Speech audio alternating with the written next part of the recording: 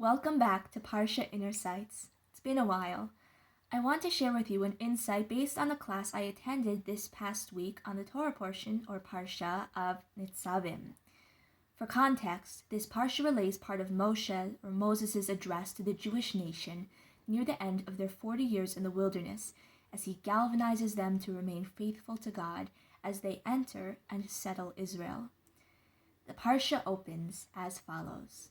Atem Nitzavim hayom kulchem lifnei Hashem Elokechem.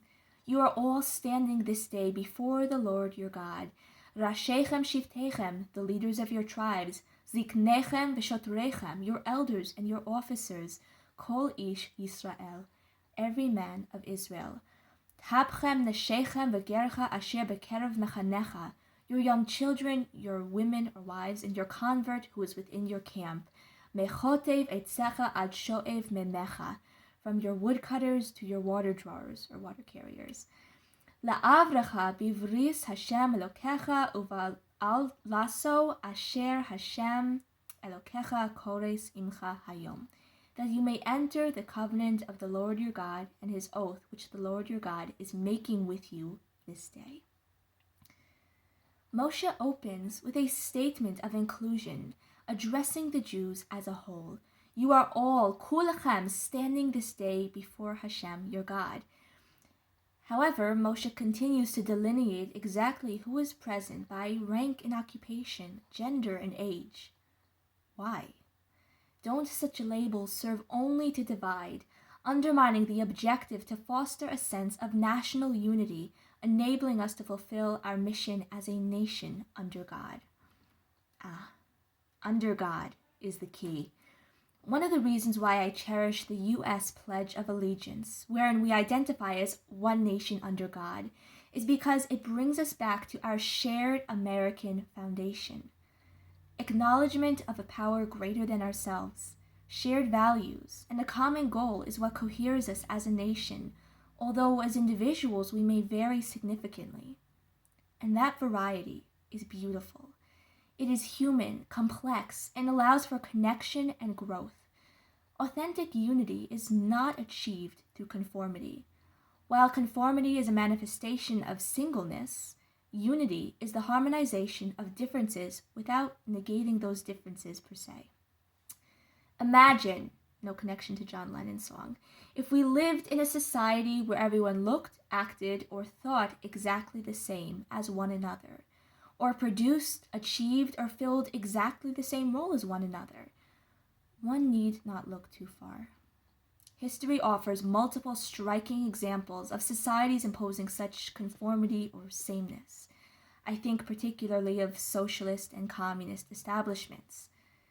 They all backfired or collapsed, and where they seem to be working is only due to unnatural force and subjugation by the elite governing power. Societies that suppress the individual and their dignity, rights, and unique capabilities do not thrive. And yet, a fully atomized society where it's every man for himself is not sustainable either. So how do we achieve balance? The way I see it, the Torah indicates that our distinct roles in a larger framework are legitimate and honorable, and that we can utilize our unique gifts and experiences constructively. First and foremost, however, we must recognize we are all lifnei Hashem, before God. We derive from a common origin in him.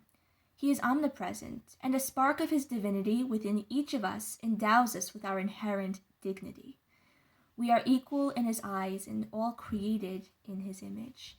And we each have a role to play in his purpose for the world, to create a godlier, brighter, better place in partnership with him. When we see each other through this lens, victimhood and inferiority complex fade. Personal responsibility and mutual respect grow. Unity becomes possible. All this allows us to focus on working towards a higher cause together, each individual bringing their own contributions, elevating our world and bringing honor and satisfaction to its creator. Rosh Hashanah is almost upon us, the head of the year where Jews proclaim God's sovereignty, recommit to serving him through his Torah and mitzvos, and ask for the blessings to do so to the best of our ability.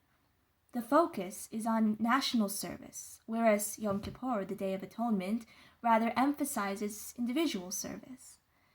Is it any coincidence that we read Parshas Nitzavim shortly before Rosh Hashanah, in which we aspire through our unity to enter the covenant of Hashem, an unbreakable bond?